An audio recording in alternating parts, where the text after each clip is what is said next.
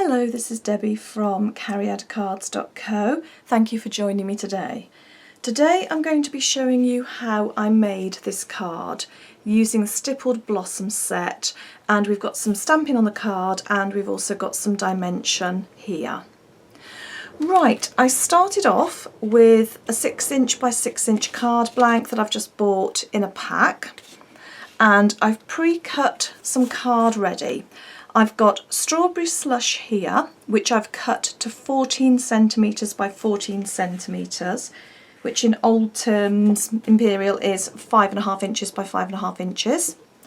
And then I've cut a piece of Whisper White card here to 13 centimetres by 13 centimetres, or in imperial that is 5.25 by 5.25. I will put measurements on my blog. Normally I go down in ½ centimetre layers, but I wanted a really striking border around this one with the strawberry slush, so I've gone down a complete centimetre. Right, I don't normally pre-stamp things on the main card, but I have today, the reason being that I need to make sure that's completely dry before I start doing this stamping. I don't want any risk of it smudging. So I've just used the thank you from the Another Thank You set, and I've stamped that in smoky slate. You can obviously put your own sentiment on there.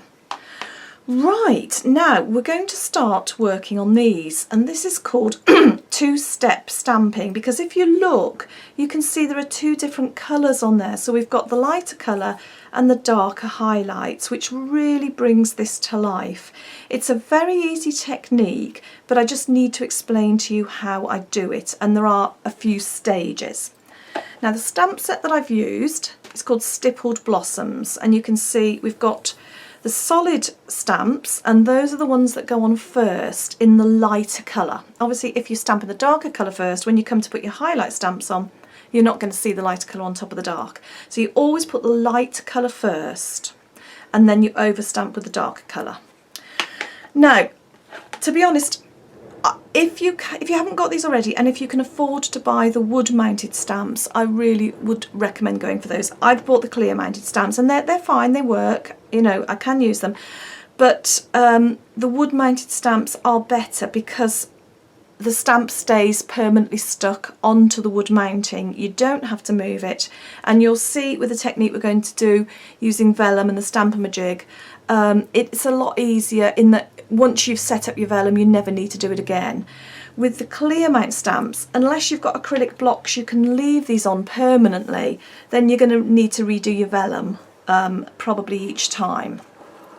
I have done the vellum, but I'm going to give you a demonstration of what I did. So vellum sheet, which Stampin' Up do, cardstock, vellum cardstock, I'll put a link to it on my blog. So you take your stamp, and what I do is usually position it sort of in the top left hand corner, and then I'm going to ink that up with just some fairly cheap ink. No, actually no, I'm not. I'm going to ink it up. Normally I would ink it up with some cheap black ink because this doesn't matter, but I'm just thinking I haven't got my stuff to clean my stamp and I don't want to mix my colours, so I'm going to use my strawberry slush. Okay, let's just pop that on. You don't have to be absolutely perfect with this. What you do need to do is get your Stampin-A-Jig, take the top, I work on the top left hand corner. If you're left-handed you might want to work on the top right hand corner. My stamp is adhered to my acrylic block. I'm going to line that up with that corner and press it down. Okay, and then I've got a stamped image. You need to leave that to dry, probably for about 5 minutes, not long. Cut that out,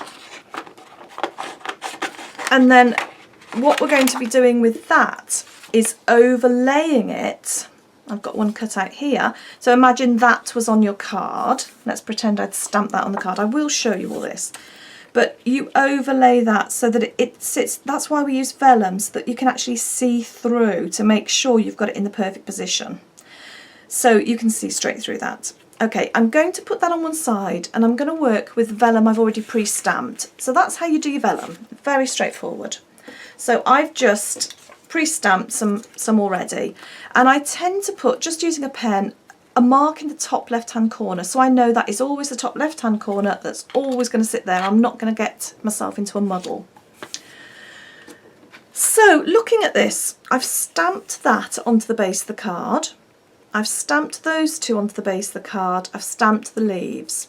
This and this I stamped on separate card, and then I cut out so that I could add some dimension. So we're going to start off with our card. I've got my solid stamp here. Remember, we put the solid stamp on first. I'm going to use Pink Pirouette and Strawberry Slush. Those are just my choices. You can do any number of colours. I've seen some beautiful different colours. I've seen I've used lemons and oranges. You can use different shades of blues. Lots of different things you can do. So ink your stamp up. I've got a bit of fluff on there, and then decide where you're going to put it. No hard and fast rules. Pop it down and make sure you've got a good contact. So I'm just going to do the one. Now you need to make sure that is dry before you put your vellum on, otherwise you're going to get ink on the vellum, and when you come to move it you're going to get ink elsewhere on your card. So while that's drying, I need two more because I'm going to cut those out. So I'll just get some spare card and do another couple of images.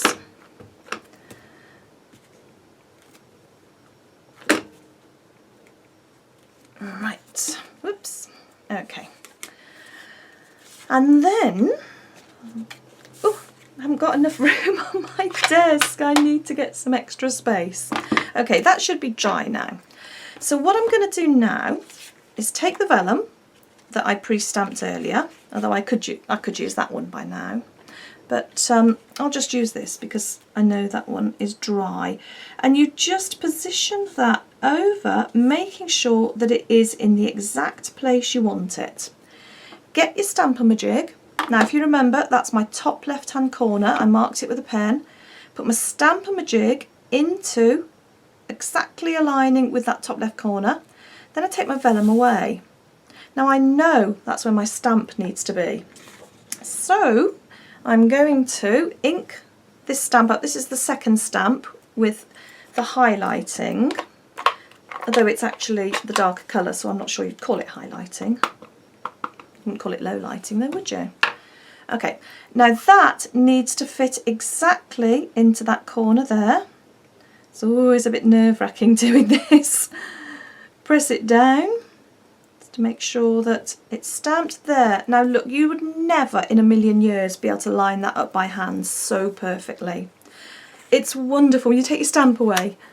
I always marvel at, gosh, it worked, and yet actually it should work because, you know, I've lined it all up, measured it all, so there's no reason it won't work, but there's always this, oh, it's worked feeling. So again, I'm lining, oh, can you see? I might be off the camera there. I'm lining my vellum up over the image I've just stamped on the spare paper. So making sure that it's on perfectly. Using my Stampin'-A-Jig in the top left-hand corner, take my vellum away, ink my stamp up again, and drop it down. And again, another perfectly aligned flower. I won't bother doing that one because you've seen me do it twice now. Right, what I then did, and again, I won't subject you to this because it did take me a few minutes. It's called fussy cutting. You just use a pair of scissors and I just cut round them. That's all I've done. So I've gone from that stage to two cut out, and they're the ones that will go on to here. So I'm going to work out where to position these. So what I did with that was I just overlaid that there. Now I know I want this to go over the Strawberry Slush card, so I'm just roughly going to position those there. Okay, where would I roughly want them? Sort of about there. There's no right, there's no wrong. So I know I want to put a flower there and a flower there.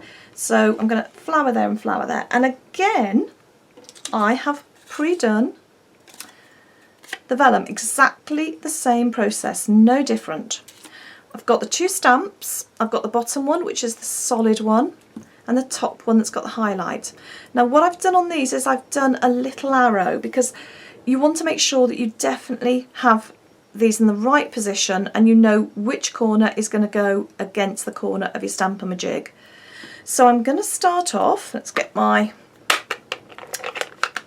pink pirouette ink. I know that's my top corner. I know I want that round about there, so I can move that out the way for now. I move that a little bit, that's fine. Get my Stampin'-A-Jig, this is where you want about 5 pairs of hands. Move that away, ink my stamp up. Want that there, going down, press down. Let's get the stamped image and we'll decide where we want this one. So round about there again. I should really have worked this way so that I'm not over going that. Hopefully that will dry fairly quickly. But thinking about it, you're better to work from right to left if you're right-handed, so that I would have done that one and then moved over there.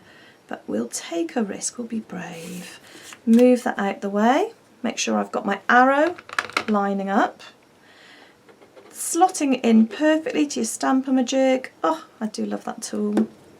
Right, we've finished with the darker one. Put away my pink pirouette ink just for a moment. And I'm going to get my highlighting one. I know that's my top left-hand corner, so let's do this properly this time. Let's start here. So that I know will fit over there. Stampin'-A-Jig again. And slot it down, drop it on, take it off. As they say, perfectamundus. Pop that one over. It's taken longer because I've gone slowly to explain it to you, but once you know what you're doing, it really doesn't take that long, and especially if you do have the wood mounted stamps where you don't have to keep setting up your vellum, you just do it once. Because once you've got your vellum, you can use it again and again and again. Right, now card again. I've got one there, so all I did with that was exactly the same as this. Where's my little stamp? There it is, hiding away. So I just got my pink pirouette, line that up there, and then exactly the same method, got my vellum. I'm not sure if I was off there. I have to remember the camera doesn't always show down there. So is that lined up well? I'm going to cut this one out anyway, so if I just did go slightly over, I can always cut out any naughty bits. And down there. Yeah, I went slightly off there, I moved it, but that's not a problem because you can just cut round it, and in fact actually it gives it a bit of a highlight. There's no such thing as a mistake in card making, is there? Okay, now what we're going to do next, so I would have cut that out, sorry, going back to that. Let's get that out of the way. I'm going to put my green on. Now what I don't want to do is stamp over this beautiful image here. So I made what you call a mask. All I did for that was I just stamped the bottom stamp again. I just used the pink pirouette ink. Cut it out by hand. So it's literally just stamped, cut out. I've got some low tack tape. You can buy this easily. Just put a bit on. What that means is you can adhere things, and when you take them off, they're going to come off easily, a bit like masking tape, and they don't leave any residue. So I can put that on, and you literally mask and protect that flower. So you can stamp over that and not worry about making a mess. Now I'm going to position these back again because I want to make sure that I know roughly where my leaves are going to go. For my leaves, I've chosen to use Pear Pizzazz as the lighter one and Garden Green as the darker highlight. You can choose completely different colours, lighter, darker, different shades. Could even be brave and not go green, I suppose. Right, now, I ran out of acrylic blocks. That's why I've got these like this. I need to invest in some more. I have actually got quite a few, but I used them all up for this process. And what I don't want to do is take them off because I know they're all lined up properly with my bits of vellum. So I'm just going to have a workaround. So I'm going to put a leaf under that one, a double leaf under that one, and a double leaf under there. So, oh, it sounds like, I don't know if that's a, oh, it's a lorry, I think. We get a lot of fighter jets over here because we're not too far, well, we're about an hour from the RAF base, but that's not far in fighter jet terms, is it? So I'm using the solid leaf. And I know that I want that to go round about there. Obviously I'm going to take this off, it's not attached. But that gives me an idea roughly where to position it. And I know I'm going to turn it round, because what you don't want is everything at the same angle. It makes it look more natural if you can change the angles around. So I know that's where I want that. Take that off because I don't want to stamp onto there. And then I'm going to do one here, and I can actually, it doesn't matter if I put it over the flower because my flower is protected. So put that there, and actually see, if I hadn't had that mask it would have gone over the flower. I'll take that off so I don't risk contaminating this. I will get my garden green, and I've done a mask for this, so we'll work from here up.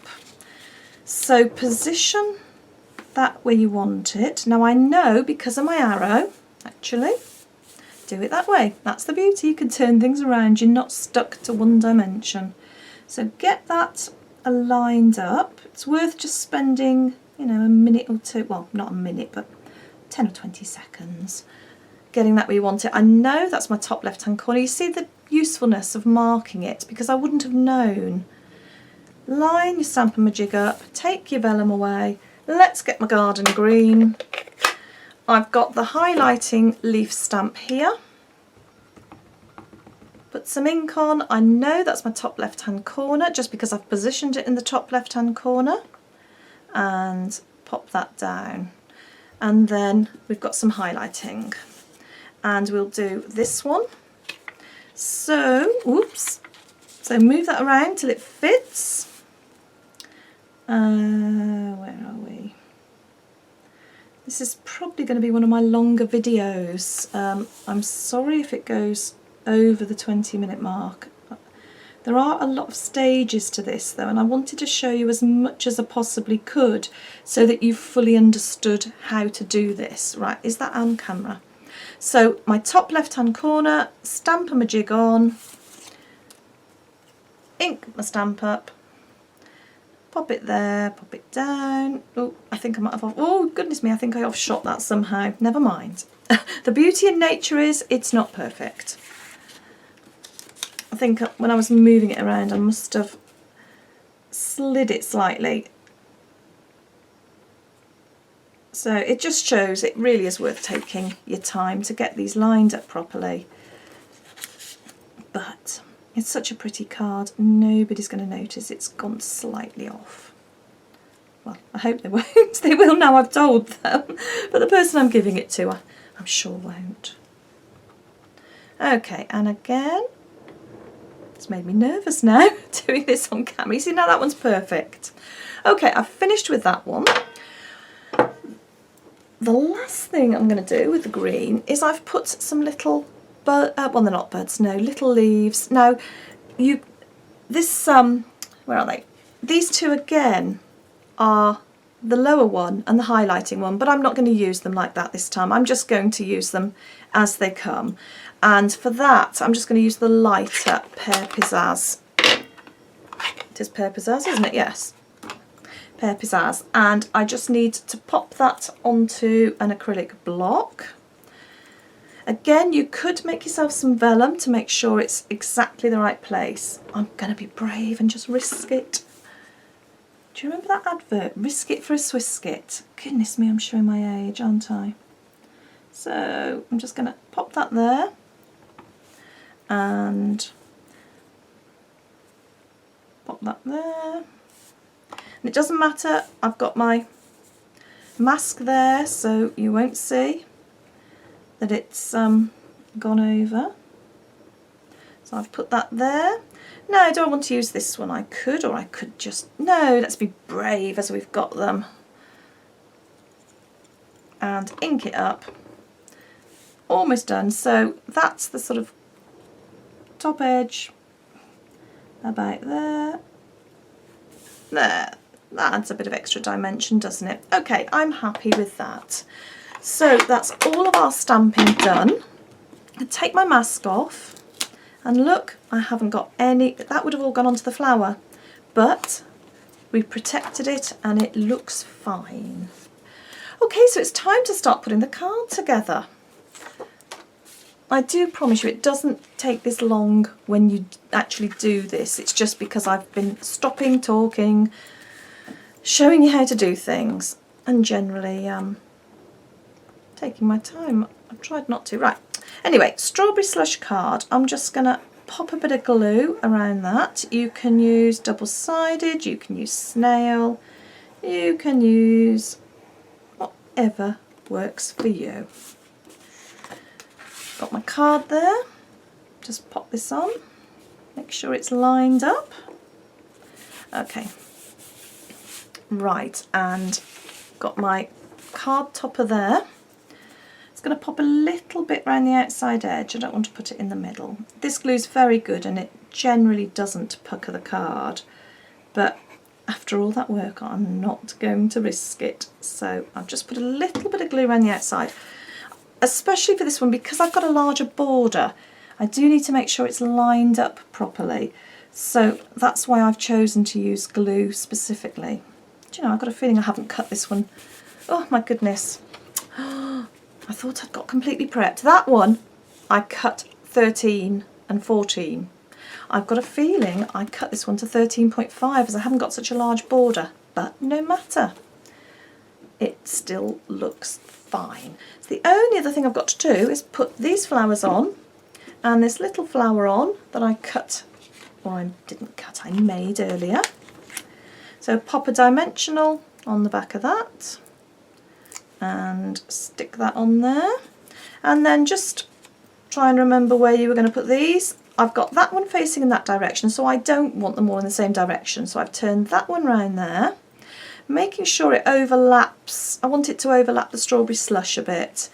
And then how do I want that? Do I want it like that? Do I want it like that? Oh, all these wonderful choices that you can have. Ooh, oh, shall we be brave and put it upside down? Yeah, let's be brave.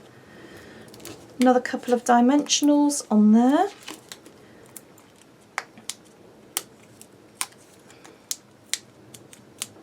I would love to see any cards that you make using this, especially if you're really brave and try some different colours.